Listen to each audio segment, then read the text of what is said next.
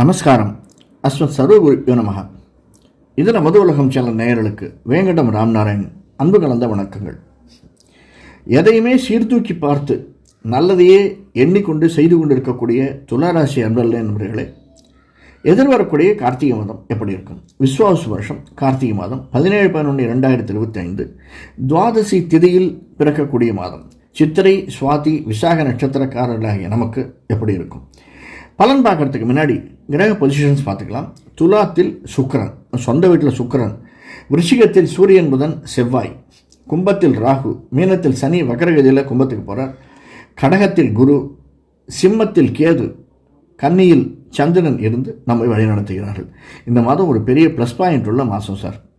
ஒவ்வொரு மாதமும் அப்படி தான் சொல்கிறீங்க. இந்த மாதம் கேளுங்க. ஏன்னா குரு உச்சம், கடகத்தில் குரு உச்சம். சனி தான் சொந்த வீட்டுக்கு வரார். வக்கரகதியில் வந்தாலும் சொந்த வீட்டுக்கு வரார். ரெண்டாவது, துலாத்தில் சுக்கிரன் தன்னுடைய வீட்டில் இருக்கார். அதே மாதிரி செவ்வாய் தன்னுடைய வீட்டில் இருக்கார், ஆட்சியில் இருக்கார். சுக்கிரன் ஆட்சி, செவ்வாய் ஆட்சி, குரு உச்சம், சனி ஆட்சி. இப்படியாக இந்த மாதம் நம்மை மேன்மைப்படுத்துகிறது. அது மட்டும் இல்லாமல் புதன் சூரியன் 2ஆம் இடத்தில் இருக்கிறது.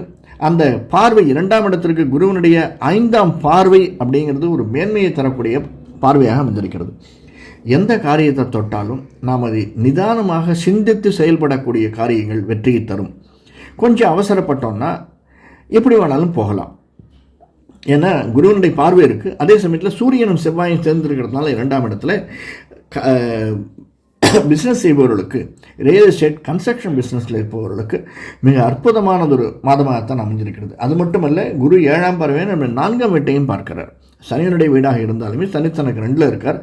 அந்த வீட்டுக்குடைய 2ல் இருக்கிற காரணத்தாலையும் குருவனுடைய பார்வை 4ஆம் வீட்டுக்கு இருக்கிறதுனாலையும் நாம் செவ்வாய் தன்னுடைய சொந்த வீட்டில் 2ஆம் வீட்டில் இருக்கிறதுனால வீடு, மனை, வாகனம் வாங்குவார்கள். அதற்கான ஆயத்தம் எடுத்திருந்தாங்கன்னா, அதாவது அப்ளிகேஷன் போட்டால் தான் ஆர்டர் வரும்னு அடிக்கடி சொல்லுவேன். அந்த மாதிரி போட்டிருந்தால் ஆர்டர் வருவதற்கான சாத்தியக்கூறுகள் இருக்குது.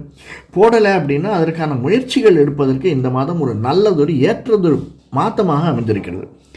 அது மட்டும் இல்லாமல் ரியல் எஸ்டேட், கன்ஸ்ட்ரக்ஷன் துறையில் இருப்பவர்கள், மீன் அல்லது கடல் சார்ந்த துறையில் இருப்பவர்களுக்கு இந்த மாதம் மிக வலுவான மாதமாக அமைந்திருக்கும். எதிர்பாராத சின்ன சின்ன சிக்கல்கள் வந்தாலுமே அந்த சிக்கல்களெல்லாம் தவிடு பொடியாக போகக்கூடியதாக குருவனுடைய பார்வை துளாராசிக்காரனாக நமக்கு அமைந்திருக்கிறது. அதுவும் சுவாதி நட்சத்திரம் கிரேட்டாக இருக்குது சார். இது இன்னொரு பெரிய ப்ளஸ் பாயிண்ட் என்னென்னா, குரு, சனி, ராகு 3 பேருமே ஒரே கால், குருவனுடைய காலில் தான் இருக்காங்க. குருவனுடைய பார்வை மட்டுமில்லை, குருவனுடைய கால். புனர்பூசம், விசாகம், புரட்டாதி அப்படிங்கிறது குருவனுடைய காலில் இருக்கிறதுனால அந்த விசாக நட்சத்திரத்தில் இருப்பவர்களுக்கு ஒரு பெரிய அதிர்ஷ்டம் காத்து கொண்டிருக்கிறது. நீங்கள் விசாக நட்சத்திரமா, நிச்சயமாக இந்த மாதம் ஒரு அதிர்ஷ்டம். நண்பர்கள் எதிர்பாராத விதத்தில் நமக்கு நன்மை செய்வார்கள் சார். நண்பர்கள் நம்ம எதிர்பாராத நன்மை செய்ய வேண்டாம் சார். கேட்ட கடனை, ஒரு 500 ரூபா அர்ஜென்ட்டாக வேணும், 5000 ரூபா வேணும், அது வீடு மாற்றுறதுக்கு அட்வான்ஸ் கொடுக்குறான், 1 லட்ச ரூபா வேணும்னு ஒருத்தன்கிட்ட போய் கேட்டால் அந்த கடன் கிடைக்கிறது கூட கிடைக்க மாட்டேங்குது. அது இந்த மாதம் நமக்கு கிடைக்கும். அதே மாதிரி நாம் எடுத்துக்கொள்ளக்கூடிய முயற்சிகள் அனைத்தும் நமக்கு நண்பர்களாலேயோ உறவினர்களாலேயோ செய்யக்கூடியதாக, பலன் தரக்கூடியதாக, அவர்கள் சும்மா வெத்து வேட்டாக பேசிட்டு போக மாட்டாங்க, நமக்கு ஹெல்ப் பண்ணுறதுக்கூடியதாக அமைந்திருக்கும். இது அதில் மட்டும் இல்லை சார், பிஸ்னஸ்லேயும் இந்த இது இருக்குது. ஏன்னா 10ஆம் வீட்டில் இருக்கக்கூடிய குரு 10ல் தன்னுடைய உச்சத்தில் இருக்கிறார். குரு கடகத்தில் குரு உச்சம். 10ஆம் வீட்டில் குரு உச்சம் அப்படிங்கிறதே ஒரு பெரிய மேன்மையை தரக்கூடியதாக அமைந்திருக்கிறது. அது நமக்கு அனைத்து விதமான, எஸ்பெஷலி குருவனுடைய வீடு, சுக்கிரனுடைய வீடு, சனியனுடைய வீடு, செவ்வாய் வீடு, இவை அனைத்துமே நமக்கு நல்ல பார்வையில் இருக்கிறதுனால நிச்சயமாக திரை, சின்ன திரை, பெரிய திரையில் இருப்பவர்கள் நல்லதொரு மேன்மை அடைவதற்கான சாத்தியக்கூறுகள் இருக்குது சார். இது வரைக்கும் நம்ம நடந்து நடந்து நடந்து சான்ஸ் கேட்டு ஓய்ஞ்சு போயிட்டோம். அந்த ஓச்சல் நமக்கு இந்த தடவை சான்ஸ் கேட்டோம்னா இந்த மாதம் கார்த்திகை மாதத்திலே துளாராசிக்காரர்களுக்கு அந்த சான்ஸு கைகூடி வருவதற்கான சாத்தியக்கூறுகள் நிறைய இருக்குது. அதே மாதிரி பெரிய வியாபாரிகள், நல்ல மல்டி மில்லியனர்ஸ் சொல்கிறவங்கெல்லாம் இந்த மாதம் கொழிப்பதற்கு ரொம்ப அருமையாக இருக்குது சார்.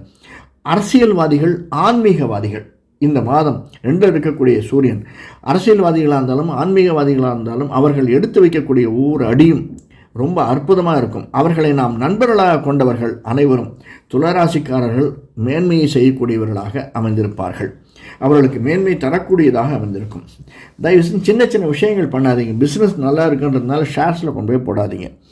கொஞ்சம் பொறுமையாக இருந்து பண்ணுங்கள். அதே மாதிரி ஃபிக்ஸட் டெபாசிட்டில் போடணுன்னா ஒரு 6 மாதம் 1 வருஷம் போட்டு வச்சுருங்க, உடனே எதிர்பார்க்காதீங்க. அதே மாதிரி இந்த automobile industry, mineral metals industry இருப்பவர்களுக்கு இந்த மாதம் மிக அற்புதமான மாதமாக அமைந்திருக்கும். நீர்நிலை சம்பந்தப்பட்டவர்களுக்கு, வருமானத்தை ஏர்ன் பண்ணக்கூடியவர்களுக்கு, பிஸ்னஸ் செய்பவர்களுக்கு நல்ல மாதம். அதில் இருப்பவர்களுக்கு சின்ன சின்ன சங்கடங்களை கொடுக்கக்கூடியதாகத்தான் அமைந்திருக்கும். உடல் உபாதைகள் அப்படின்னு பார்த்தோம்னா, நம்முடைய 5ஆம் வீட்டில் இருக்கக்கூடிய ராகு, சனியோடு சேர்ந்து ராகு லாபஸ்தானத்தில் 11ஆம் இடத்தில் சூரியனுடைய வீட்டில் இருக்கக்கூடிய கேது, சூரியனுக்கும் கேத்துக்கும் ஆகாது. அந்த மாதிரி அதனால் சின்ன சின்ன உடல் உபாதைகள் வருவதற்கு, நமக்கு உடல் உபாதைகள் அப்படின்னா ஹீட், அந்த ஹீட் அதிகமாக போய், சார் மழை மாதம் சார் இதில் எப்படி ஹீட் வரும்னா நீங்கள் பாருங்கள், ஹீட் அதிகமாவதனால நமக்கு வரக்கூடிய வியாதிகள் வருவதற்கும், வறட்டு இருமல் தும்மல் வருவதற்கும் சாத்தியக்கூறுகள் அதிகமாக இருக்குது. அது கொஞ்சம் ஆரம்பத்திலே 1-2 மாத்திரையை போடுங்க, இல்லை டாக்டரை பார்த்துருங்க. அதை விட்டுடாதீங்க, அவ்வளோதான், பெருசாக்கிடாதீங்க. எதுவுமே நம் கையில் தான் இருக்கிறது. 2வது, குலதெய்வ இஷ்டதெய்வ வழிபாட்டை விட்டுறாதீங்க. நமக்கு அருளக்கூடியதாக குருவனுடைய வழிகாட்டுதல் இருக்குது, செவ்வாயினுடைய வழிகாட்டுதல் இருக்குது. சுப்பிரமணியரை பிடிச்சிக்கோங்க, அல்லது லக்ஷ்மி நரசிம்மர் பிடிச்சிக்கோங்க, அல்லது அம்பாள். இந்த 3ல் எது குலதெய்வமோ இஷ்டதெய்வமோ, இந்த 3ஐயும் நாம் பிடித்து கொண்டோம். யாரால் இதற்கெல்லாம் மேலே இன்னொரு முக்கியமான ஒரு ஆள் ஒருத்தர் இருக்கார். கோயிலுக்கு போனோம்னா தன்வந்திரி அப்படின்னு, அந்த தன்வந்திரியை பார்த்து ஒரு சின்ன விளக்கேற்றிட்டு வாங்க. இதெல்லாம் செய்து வந்தோம். யாரால் இந்த மாதம் துளாராசிக்காரர்களுக்கு ஏற்றம் தரக்கூடிய மாதமாக அமைந்திருக்கும், சிறிதும் சந்தேகமில்லை. வேறொரு காணொளியில் சந்திப்போம். நன்றி, வணக்கம்.